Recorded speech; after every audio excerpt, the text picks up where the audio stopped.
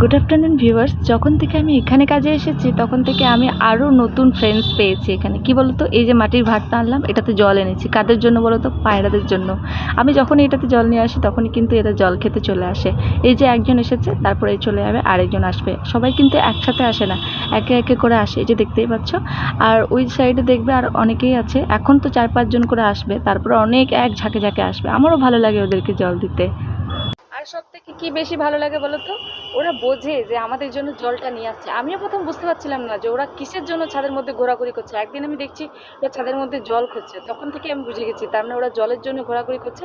তখন থেকে মানে মাটির ভাতটাতে জল দেওয়া শুরু করেছি। ওরাও আমার ফ্রেন্ড হয়ে গেছে। যখনই আমি ছাদে আসি ওরা চলে আসে। আমি জল ভরে দিই, 3 বেলা ওদের জল চেঞ্জ করি। কারণ যা গরম, একবার জল দিয়ে কিন্তু হবে না। সকালে একবার দিই, আর এই যে দুপুরে দিয়ে গেলাম, একটু পর আবার আসবো, তখন বিকেলের দিকে দিয়ে যাবো। রাত্রে যাই না কি করে, রাত্রে তো আমি এখানে থাকি না। আমি যতক্ষণ থাকি ততক্ষণ কিন্তু 3 বেলা জল দিই।